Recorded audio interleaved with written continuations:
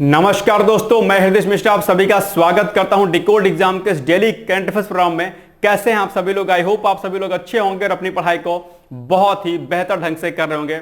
देखिए, आज है 18 नवंबर और आज की कुछ महत्वपूर्ण करंट अफेयर्स पर हम लोग चर्चा करें, लेकिन इसके पहले आप सभी लोगों के लिए एक महत्वपूर्ण सूचना है, खासकर उन अभ्यर्थियों के लिए, उन परीक्षार्थियों के लिए जिनका टारगेट यूपीपीसीएस 2025 का है। उनके लिए एक विशेष सूचना और एक गुड न्यूज भी है उनके लिए।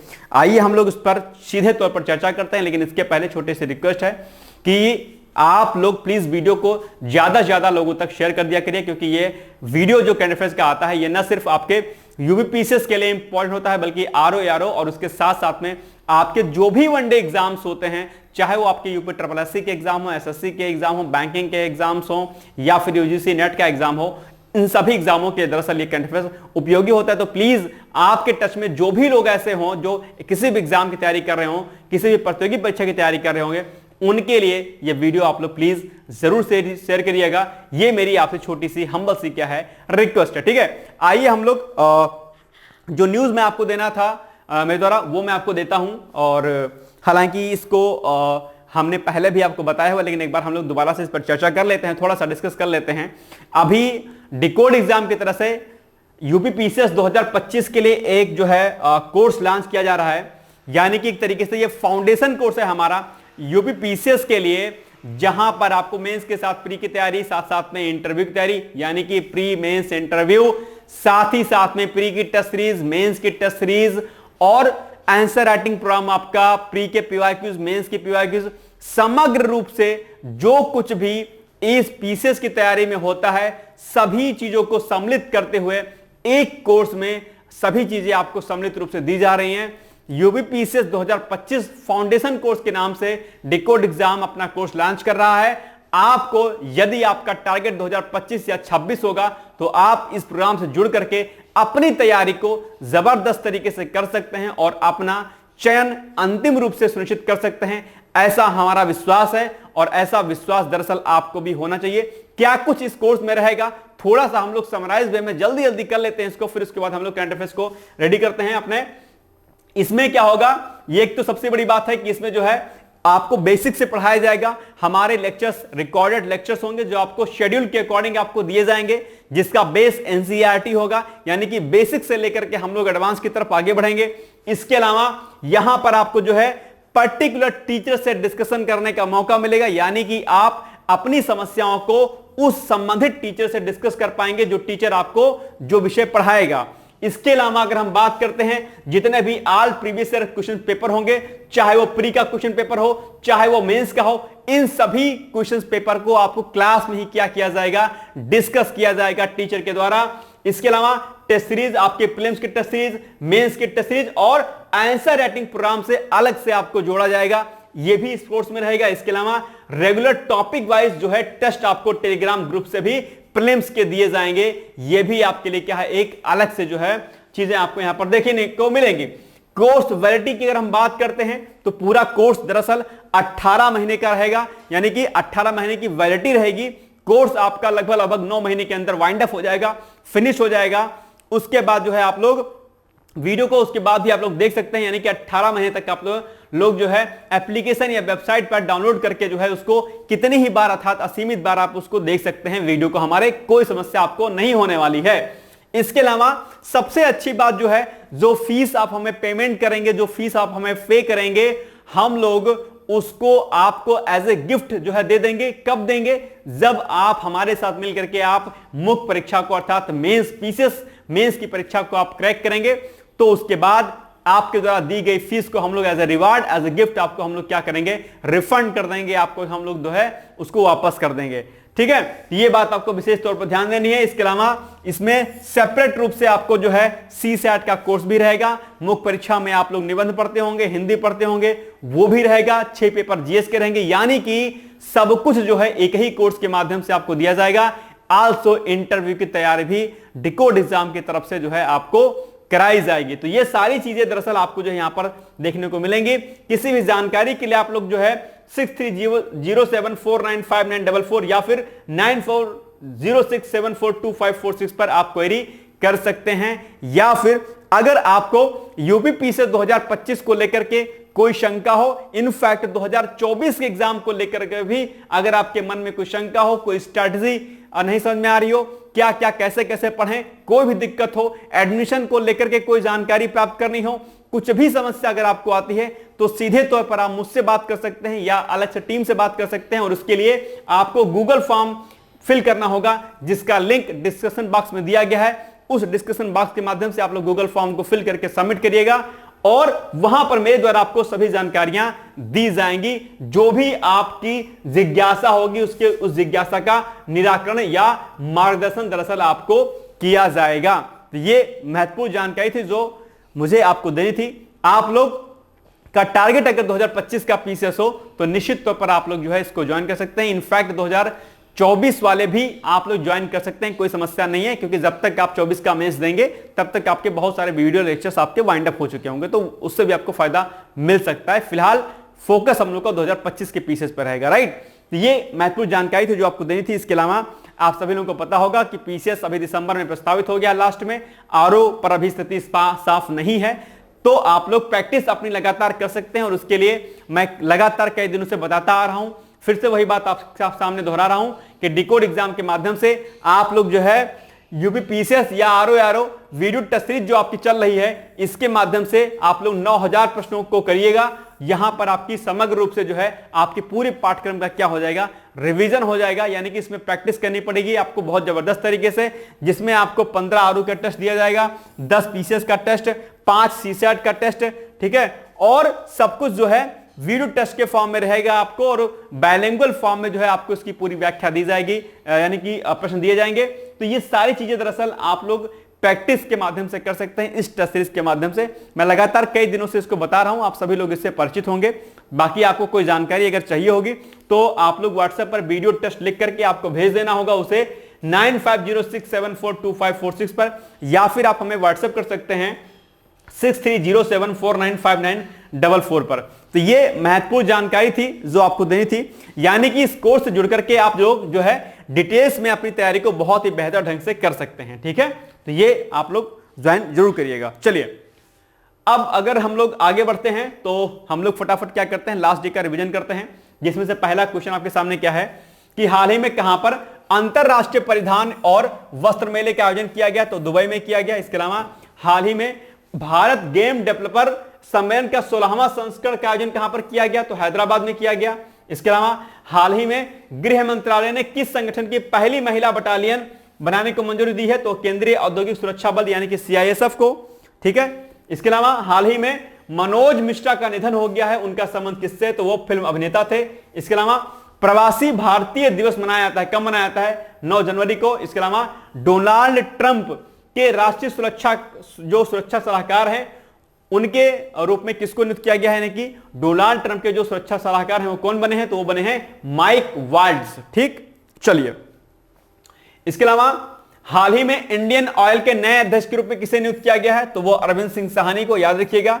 इसके अलावा गरुड़ शक्ति अभ्यास भारत और किस देश के बीच में आयोजित किया गया, तो भारत और इंडोनेशिया के मध्य में। यह था हमारा लास्ट डे का डिवीजन। और अब हम आते हैं सीधे तौर पर क्या आज के जो है प्रश्न पर, यानी कि जो हमने कल आपसे पूछा था विगत दिवस में कि इंडोनेशिया की राजधानी क्या है, तो वह आपके ऑप्शन नंबर बी यानी कि जकार्ता। और अब आते हैं हम लोग सीधे तौर पर आज के करंट अफेयर्स पर।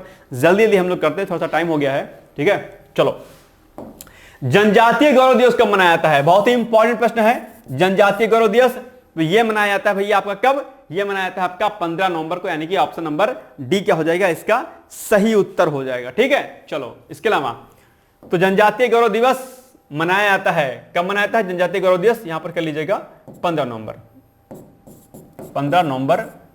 को, ठीक है, 15 नवंबर को, फुल स्टॉप। भारत सरकार ने 2021 में 15 नवंबर यानी कि भगवान बिरसा मुंडा की जो जयंती होती है को हर साल जनजातीय गौरव दिवस के रूप में मनाने जाने की घोषणा की थी, ठीक है। यह फैक्ट आपके लिए जरूरी है। और बिरसा मुंडा जी के बारे में अगर हम बात करते हैं तो आप लोग निश्चित तौर पर इनके बारे में हिस्ट्री में आपने पढ़ा होगा, लेकिन फिर भी कुछ फैक्ट आपके लिए जरूरी है, वो आप लोग देख लीजिए। तो जन्म की अगर हम बात करते हैं बिरसा मुंडा जी के, तो वो हुआ था 15 नवंबर 1875 यानी कि 15 नवंबर 1875 को। और उसके बाद जो है 9 जून 1900 में जो है क्या हुआ, इनका निधन हो गया था, राइट। इसके अलावा इनके पिता का नाम क्या था, सुगना पूर्ति यानी कि मुंडा, और माता का नाम करनी पूर्ति था, ये भी आप लोग ध्यान रखिएगा। और थोड़ा सा हम लोग अगर इनके बैकग्राउंड के बारे में जानते हैं तो बिरसा मुंडा एक भारतीय आदिवासी स्वतंत्रता सेनानी और मुंडा जनजाति के लोक नायक थे। उन्होंने ब्रिटिश राज के दौरान 19वीं शताब्दी के अंत में बंगाल प्रेसिडेंसी, जो कि अब क्या झारखंड में आता है, में हुए एक आदिवासी धार्मिक सहस्त्राब्दी आंदोलन का नेतृत्व किया, जिससे वह भारतीय स्वतंत्रता आंदोलन के इतिहास में एक महत्वपूर्ण व्यक्ति बन गए। बिरसा मुंडा को लोग जो है भगवान के रूप में पूजते हैं। आदिवासी जनजाति यानी कि जो भी जनजातीय वर्ग होता है उनमें जो है इनकी बहुत ज्यादा क्या है रिस्पेक्ट है, ठीक है। और भारत के जो आदिवासी हैं उन्हें विशेष रूप से क्या बोलते हैं, उन्हें धरतीबा के नाम से भी उनको दरअसल उनको पुकारा जाता है, उनको जाना जाता है, ठीक है। तो इनका जो है योगदान स्वतंत्रता जो है आंदोलन में बहुत अच्छा रहा है और आप लोग इनको बिरसा मुंडा जी के बारे में डिटेल्स में पढ़ लीजिएगा, ठीक है। जो भी महत्वपूर्ण सन्यासी और जो भी महत्वपूर्ण जो भी जनजातीय आंदोलन हुए हैं वो आपकी परीक्षा के दृष्टिकोण से मॉडर्न हिस्ट्री में बहुत ही महत्वपूर्ण है, तो उनको आप लोग रेडी कर लीजिएगा, ठीक है। तो टास्क आपका यही है कि आज आप लोग क्या करेंगे, इसको रेडी कर लीजिएगा। इसके अलावा मैं आपको बता दूं कि पीसीएस 2024 है उसकी स्ट्रैटेजी हमने एक वीडियो बनाया हुआ है, आप लोग उसको देख लीजिएगा। वहां पर हमने विषयवार रणनीति पर भी चर्चा की है, तो आप उस वीडियो को जरूर देखिएगा, जिससे पीसीएस 2024 के लिए आपको वहां पर फायदा मिलेगा, राइट। चलिए, इसके अलावा क्या है पॉइंट इसमें लिखा है कि इस दिन देश की विरासत और प्रगति में जनजातीय समूह की महत्वपूर्ण भूमिका को याद किया जाता है, यानी कि 15 नवंबर को। इसके अलावा संथाल, तमार, कोल, भील, खासी और मिजो जैसे आदिवासी समुदायों ने विभिन्न आंदोलनों के माध्यम से देश के स्वतंत्रता संग्राम में महत्वपूर्ण भूमिका निभाई है। तो टास्क आपका पहला यही है कि आप लोग जो भी जनजातियां हुई हैं उन जनजातियों के बारे में आप लोग डिटेल्स में पढ़ लीजिएगा कि कौन कौन सी जनजातियां किस किस राज्यों में पाई जाती हैं, और जो भी आंदोलन इनसे संबंधित हैं उनको भी आपको रेडी कर लेना है। ये आज आपका टास्क नंबर क्या है, पहला है, जिसको आपको डिटेल्स में पढ़ना है। दूसरी बात, झारखंड राज्य स्थापना दिवस कब मनाया जाता है, तो ये मनाया जाता है 14 नवंबर, 15 नवंबर, 14 दिसंबर या 15 दिसंबर। जल्दी जल्दी आप लोग बताइएगा कि ये कब मनाया जाता है। तो ये झारखंड राज्य स्थापना दिवस बेसिकली बी ऑप्शन यानी कि 15 नवंबर को मनाया जाता है, आप सभी लोग जानते होंगे, ठीक है। वर्ष 2000 में क्या हुआ था कि बिहार पुनर्गठन विधेयक पारित किया गया और उसके तहत 18 जिलों को बिहार के काट करके अलग कर दिया गया, यानी कि वहां से अलग किया गया, और उसके बाद उन्हीं जिलों के माध्यम से झारखंड राज्य की स्थापना की गई, यानी कि वर्ष 2000 में दरअसल इसकी स्थापना की गई 18 जिलों को अलग करके, ठीक है, याद रखिएगा। नेक्स्ट है, हाल ही में किसने बुकर पुरस्कार 2024 जीता, बहुत ही इंपॉर्टेंट प्रश्न है आपके सामने ये। तो सामंथा हार्वे, एलन मस्क या रश्मि पाल या फिर इनमें से कोई नहीं। तो बुकर पुरस्कार 2024 जो है बेसिकली सामंथा हार्वे के द्वारा जो है प्राप्त किया गया है, उनके द्वारा जीता गया है। ऑप्शन नंबर ए क्या हो जाएगा, इसका राइट आंसर हो जाएगा। चलिए, नेक्स्ट है, हाल ही में ब्रिटिश लेखिका कौन, सामंथा हार्वे ने बुकर पुरस्कार 2024 जीता, ठीक है। इसके अलावा उन्हें यह पुरस्कार उनके द्वारा लिखित उपन्यास, तो ये इंपॉर्टेंट है आपके सामने कि वो कौन सी किताब है, कौन सी चीज है। तो जो उनका उपन्यास है वो आर्बिटल के लिए बेसिकली दिया गया है। प्रश्न आपसे यह भी पूछ सकता है कि हाल ही में लेखिका सामंथा हार्वे को बुकर पुरस्कार से सम्मानित किया गया है, उनको निम्नलिखित में से किस किताब के लेखन के लिए दिया गया है पुरस्कार। तो किताब का नाम लिख सकता है, तो वो क्या है, आर्बिटल है। तो ये फैक्ट आपके लिए क्या है, इंपॉर्टेंट है। इस किताब में क्या है, इस किताब में अंतरराष्ट्रीय अंतरिक्ष स्टेशन में जो बिताए गए दिन हैं, बताया नहीं बिताए होगा, जो बिताए गए दिन हैं उनकी जो है क्या है, इसमें क्या है, बेसिकली कहानी है, स्टोरी है, इसी पर आधारित ये पुस्तक है जिसको हम आर्बिटल कहते हैं, और इसी के लिए बुकर पुरस्कार 2024 इन्हें प्रदान किया गया है, ठीक है। चलो, नेक्स्ट है, भारत नेपाल के साथ किस देश ने भारतीय ग्रिड के जरिए 40 मेगावाट बिजली प्रेषण लाइन की सफल शुरुआत की है। तो वो देश कौन सा है, वो देश है भैया आपका ए ऑप्शन यानी कि बांग्लादेश, इसका हो जाएगा सही उत्तर। यानी कि भारत, नेपाल और बांग्लादेश ने नेपाल से बांग्लादेश के लिए भारतीय ग्रिड के प्रयोग से 40 मेगावाट तक की पहली बिजली प्रेषण लाइन शुरू करने में सफलता हासिल कर ली, और इससे जो है बड़े स्तर पर क्या होगा, इससे क्षेत्र में बिजली आपूर्ति को बढ़ावा मिलने की संभावना दरअसल इससे व्यक्त की जा रही है। नेक्स्ट है, भारत अंतरराष्ट्रीय व्यापार मेले के कौन से संस्करण का उद्घाटन किया गया है, 41वां, 42वां, 43वां, 44वां। जल्दी जल्दी आप लोग इसका उत्तर बताइएगा। तो वो हो जाएगा आपका ऑप्शन नंबर सी, यानी कि 43वां संस्करण का दरअसल अभी आयोजन किया गया है। आयोजन स्थल कहां पर है इसके मेले का, तो वह है दिल्ली के भारत मंडपम में, और थीम बेसिकली आपके लिए इंपॉर्टेंट है। थीम है 2047 में विकसित भारत।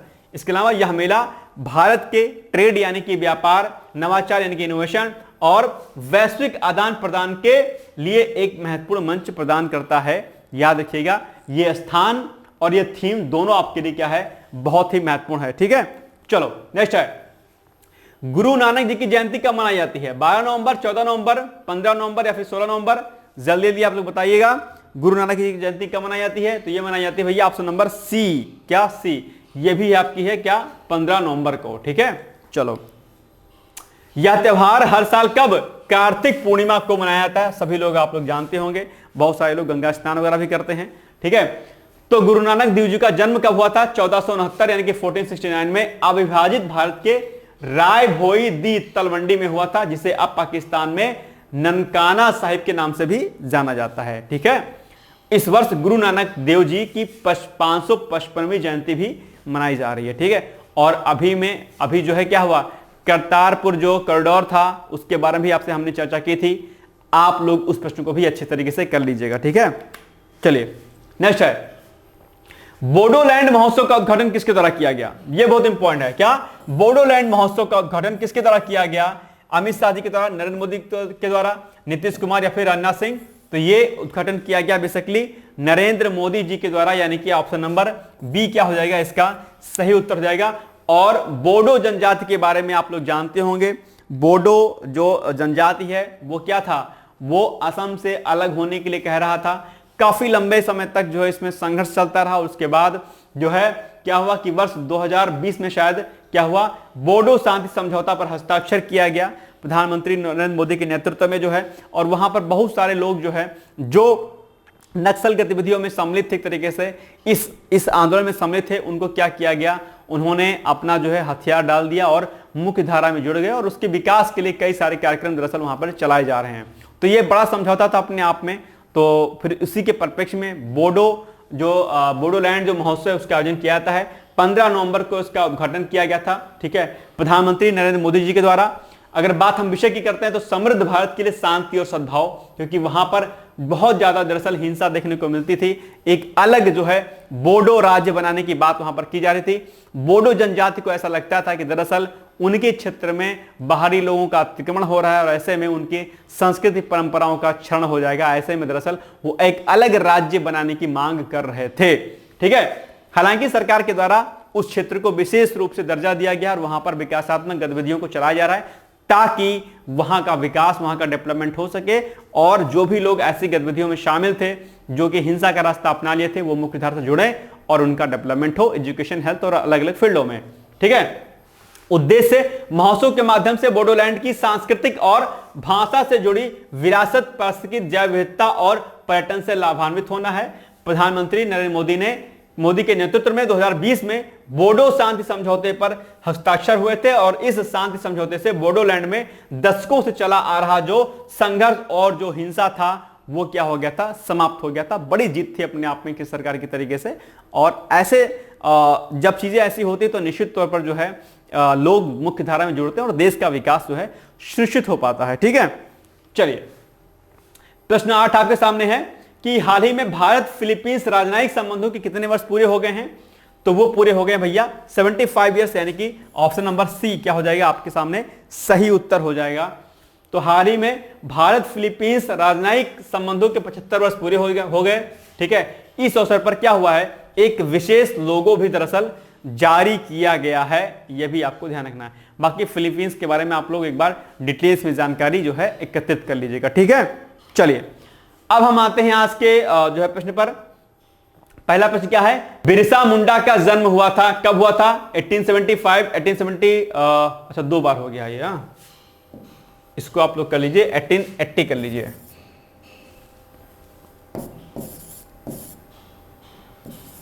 (1880, 1875, 1775 या फिर 1900? जल्दी जल्दी मुझे बताइए कि आप लोग इसका उत्तर एग्जैक्ट क्या होगा। मुझे पूरी उम्मीद है कि आप लोग इसका उत्तर जरूर बताएंगे, क्योंकि अभी तुरंत हमने इसको बताया भी था कि दरअसल इनका जन्म जो है कब हुआ था, बिरसा मुंडा जी का। ठीक है, चलो अब आज आपके लिए अभ्यास प्रश्न है मुख्य परीक्षा का कि बोडो समझौता क्या है, विस्तार पूर्वक समझाइए। बहुत ही इंपॉर्टेंट प्रश्न है मुख्य परीक्षा के लिए, और आप सभी लोग जानते होंगे कि आपकी परीक्षा ऑलरेडी लगी हुई है, तो आप लोग प्लीज जो है प्रैक्टिस इन प्रश्नों की जरूर किया करिए। बाकी हम लोग मिलेंगे कल एक नए वीडियो के साथ, और आपसे उम्मीद मैं यही करता हूं कि जो मैं टास्क देता हूं आप लोग जरूर करते होंगे। जैसा कि आज हमने आपको टास्क दिया, ये आप लोग जो है जो भी प्रमुख जो विद्रोह हुए हैं, सन्यासी विद्रोह, जनजातीय विद्रोह, उनको पढ़ लीजिएगा, और जो भी जनजातियां हुई हैं उनका संबंध किन किन राज्यों से हैं वो आपको पढ़ना है, ये आपका टास्क है। और प्रैक्टिस के लिए हमने आपको जो ये प्रश्न दिया है अभी, इसकी प्रैक्टिस आप लोग क्या करिएगा, जरूर करिएगा, ये मैं आपसे उम्मीद करता हूं। बाकी जो हमने आपको सूचनाएं दी थी उन सूचनाओं पर आप लोग गौर कीजिएगा। पीसीएस 2025 के लिए कोई भी जानकारी चाहिए आप लोग गूगल फॉर्म फिल करिएगा, या जो नंबर हमने आपको बताए थे वहां पर आप कॉल कर सकते हैं। बाकी मिलेंगे हम लोग कल एक नए वीडियो के साथ, तब तक आप लोग पढ़ते रहिए, मस्त रहिए। ऑल द बेस्ट है। Thank you so much, bye bye, take care.